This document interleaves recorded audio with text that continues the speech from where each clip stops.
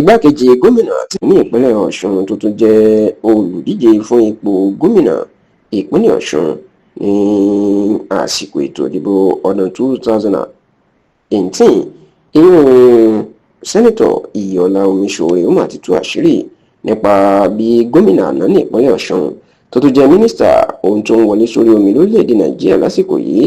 ìyún Alhaji Gbóyèga Oyètọ́lá ó ti tú àṣírí nǹkan tí Oyètọ́lá tó ṣe fún un bẹ́ẹ̀ ló tú àṣírí bí Oyètọ́lá bó ṣe dalẹ̀ tó sì jẹ́ kó di mọ̀ wípé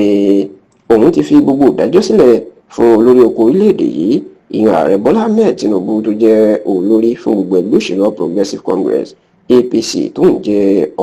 ọ̀kan lára àwọn ọmọ ẹgbẹ́ lásìkò yìí lásìkò tí sẹ́nẹ̀tọ̀ Omiṣore tó ń ṣe ìfọ̀rọ̀wérọ̀ nílé iṣẹ́ tẹlifíṣàn Continental TVC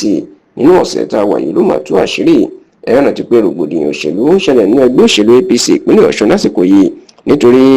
àwọn ìgbìmọ̀ tó ń ṣe àyẹ̀wò fún àwọn olùdíje tó fẹ́ dúpìdí ìlú ipò gómìnà lábẹ́ ẹgbẹ́ òṣèlú APC ní ìpínlẹ̀ Ọ̀ṣun wọ́n já Omiṣore àti àwọn olóṣèlú míì kúrò níbi ètò ìdìbò abẹ́lé ẹgbẹ́ òṣèlú APC lánàá wọn láti yan olùdíje gómìnà wọn lọ́jọ́ àbámẹ́ta àti ìṣọjọ́ sátidé ọ̀sẹ̀ tá a wà yìí ìyẹn ọjọ́ 13 nínú oṣù kejìlá ọdún yìí the 13th of December 2025 tó sì jẹ́ pé láti ìgbà náà inú oyún Omiṣore ò má ti dùn ṣùgbọ́n nígbà tó ń sọ̀rọ̀ nínú ìfọ̀rọ̀wérọ̀ tó ń ṣe fún lọ́sẹ̀ yìí náà inú Omiṣore ti jẹ́ kó di mọ̀ pé ọ̀dàlẹ̀ ní Oyètọ́lá ó lóun rántí lásìkò ètò ìdìbò ọdún 2022 tó pàdánù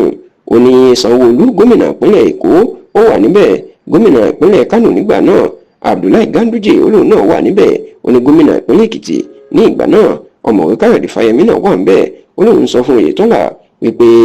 pẹ̀lú bó ṣe jẹ́ pé àwọn olùdìbò bíi mílíọ̀nù kan àti ẹ̀ẹ́dẹ́gbẹ̀rin 1.7 million ló wà ní ìpínlẹ̀ Ọ̀ṣun ó yẹ káwọn bẹ̀rẹ̀ iṣẹ́ láti rí ìbò tí yóò súnmọ́ mílíọ̀nù kan ṣùgbọ́n ní Oyètọ́lá yarí ó ti láwọn tiẹ̀ ó ní táwọn ṣe ni pé táwọn bá ti rí ìbò tó lé ní ẹgbẹ̀rún lọ́nà irinwó 400,000 èèyàn bíi 420,000 ó lè ti tó àwọn Omiṣore ní ilé iná ṣiṣẹ́ lé lórí tí wọ́n fi pàdánù ìbò bẹ́ẹ̀ ìlú ni òun ṣàlàyé gbogbo eléyìí fún ààrẹ Bọ́lá Ahmed Tinubu pé Oyètọ́lá ló fọwọ́ ara ẹ̀ ṣe rẹ̀ Omiṣore tó wá jẹ́ kó dì í mọ̀ wípé lásìkò tí gómìnà Adébáyọ̀ Adélékè ti ìpínlẹ̀ Ọ̀ṣun tó fẹ́ darapọ̀ mẹ́gbẹ́ òṣèlú APC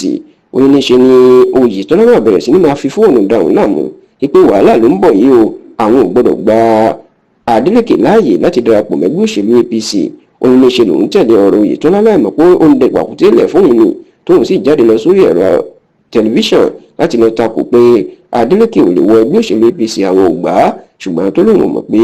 Oyètọ́lá ti ní olùdíje tó lòun fẹ́ fi ṣe gómìnà ṣùgbọ́n tó ní òun ò bá bínú òun ti fi lé Ọlọ́run lọ́wọ́ tóun sì dúró de gbogbo àṣẹ tí ààrẹ Bọ́lá Ahmed Tinubu bá pa nítorí ní tó bá sọ ìròyìn yóò tẹ̀.